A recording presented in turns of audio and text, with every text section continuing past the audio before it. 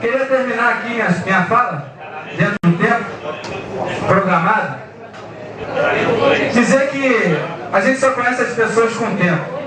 E na política, a gente vivencia aqui um clima muito denso não digo aqui dentro da Câmara, mas na vida, no cotidiano da nossa população, culturalmente. É um clima de desconfiança e é muito difícil para quem está passando por isso, né? E eu quero dizer que eu respeito todos os colegas aqui, não tenho vaidade com relação a mandato.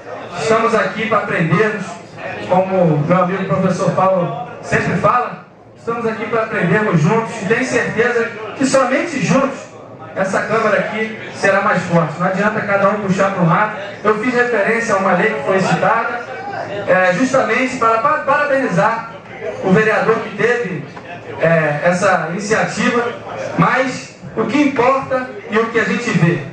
O que importa é o que realmente acontece.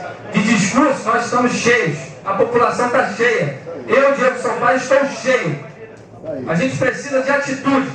E o que a gente vê em nossa cidade é o desrespeito às pessoas, quando a gente fala aqui de transporte coletivo, que é o caso, a matéria de hoje. As pessoas não têm acesso à gratuidade.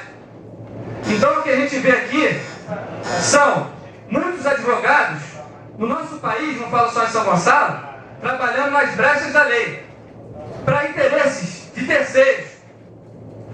E o interesse principal, que é o interesse coletivo, o interesse da população, fica em segundo plano, quando em terceiro, em quarto, em quinto. Então o que eu fiz aqui foi trazer um projeto para emendar essa lei, para que a gente possa garantir o que é importante, garantir a gratuidade.